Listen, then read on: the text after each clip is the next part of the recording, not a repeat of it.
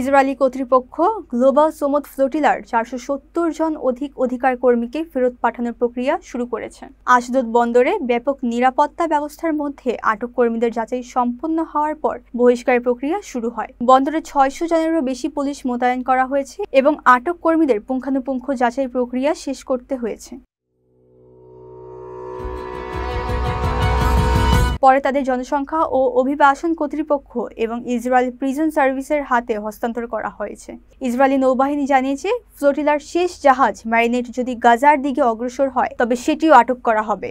এদিকে জাতীয় নিরাপত্তা মন্ত্রী ইতামার বেন গভিরের বিতর্কিত আচরণের একটি ভিডিও সোশ্যাল মিডিয়ায় ছড়িয়ে পড়েছে, যেখানে তিনি আটক অধিকার কর্মীদের সন্ত্রাসী হিসেবে আখ্যায়িত করেছেন। ফাইমা ইসলাম প্রীতি, জাগরণী টিভি।